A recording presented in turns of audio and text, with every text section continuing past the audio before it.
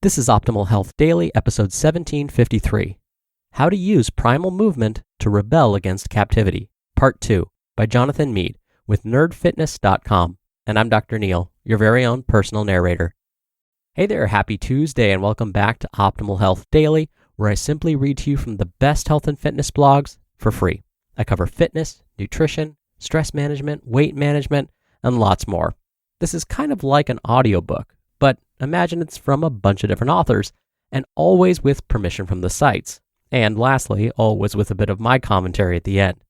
Now, today's post is part 2 from yesterday, so if you're new here or skipping around, I'd recommend listening to yesterday's episode first. That was episode 1752. But if you're all caught up, let's jump right in and hear part 2 and continue optimizing your life. How to Use Primal Movement to Rebel Against Captivity, Part 2, by Jonathan Mead, with nerdfitness.com.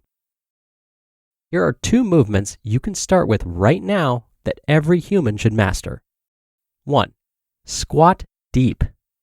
Believe it or not, a grass squat is the natural human resting position, and it results in less lower back pain among indigenous people, despite a lack of access to things like chairs.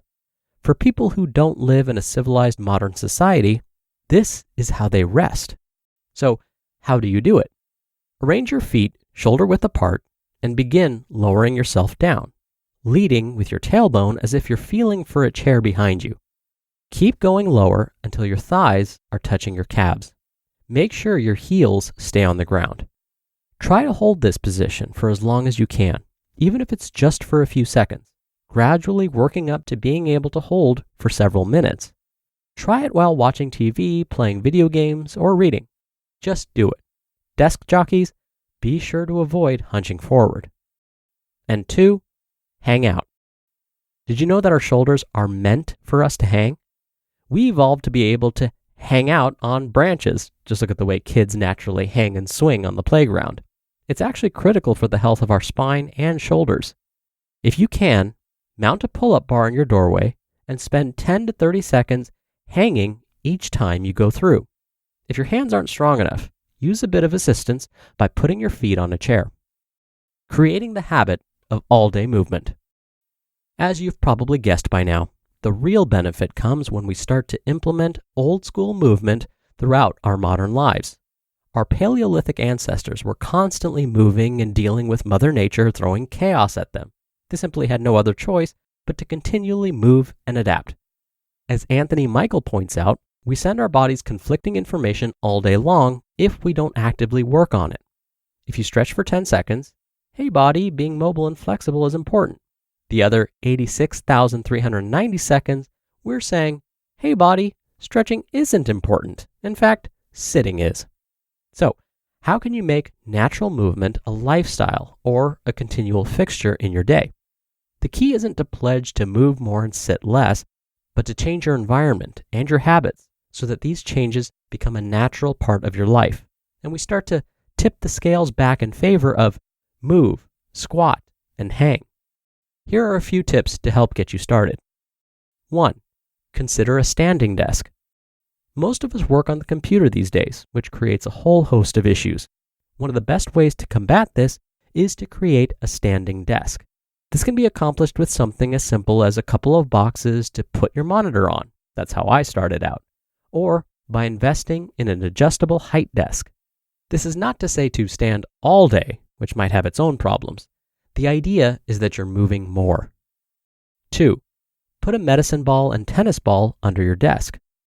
The medicine ball can be used to stretch your calves by placing your toes and the ball of your foot on the medicine ball.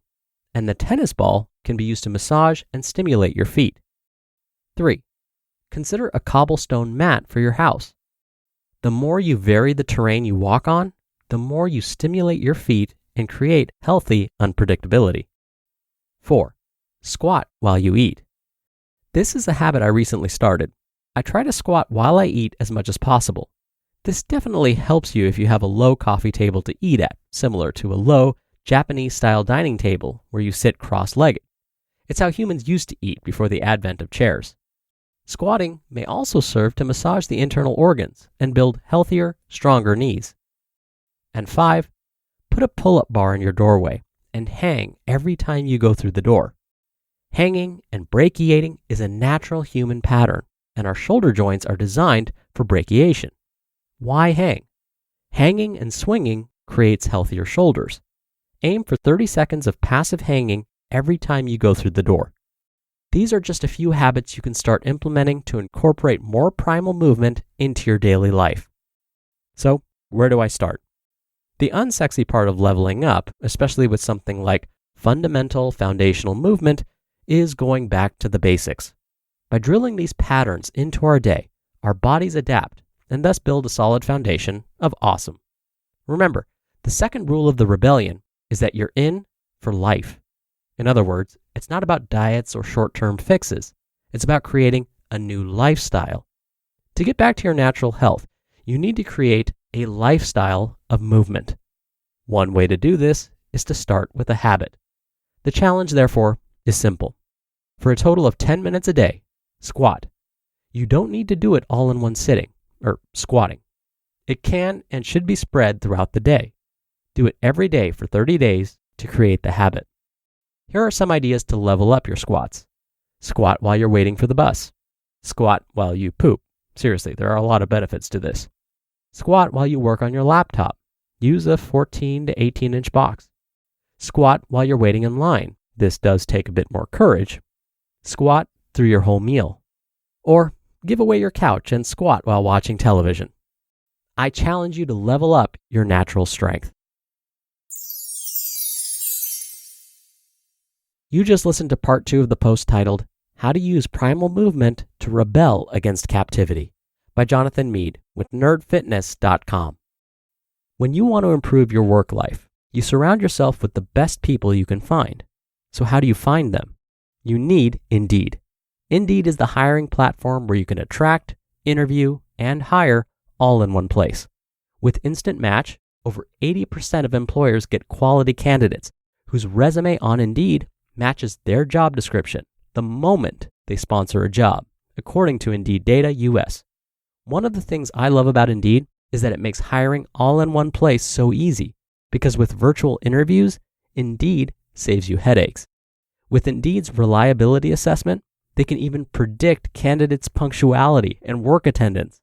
Sign up for Indeed now and get a $75 credit toward your first sponsored job. Plus, earn up to $500 extra in sponsored job credits with Indeed's virtual interviews. Visit Indeed.com/health to learn more. Claim your credits at Indeed.com/health. Indeed.com/health. Terms and conditions apply. Need to hire? You need Indeed. Dr. Neal here for my commentary. I agree with today's author, Jonathan, that squatting, when performed correctly, is such a powerful movement, and a movement that we should be able to perform for most of our lives. At first, if you find it odd to perform a standing squat without any support, you could try to perform a wall squat. That's where you stand with your back flush up against a wall and slowly bend your knees. So again, you keep your back flush against the wall while bending your knees. You'll probably find that as your upper body starts to lower, you'll need to move your feet further away from the wall to keep your balance, and that's okay. The goal is to get your upper body as low as you can until your hips are at least level with your knees. If you can't get that low at first, that's okay. With time, it will get better.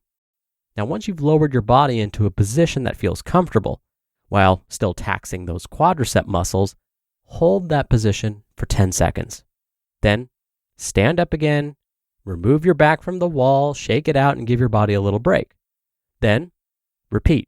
So, stand with your back flush against the wall again, lower your body, bend those knees, and hold that position for another 10 seconds.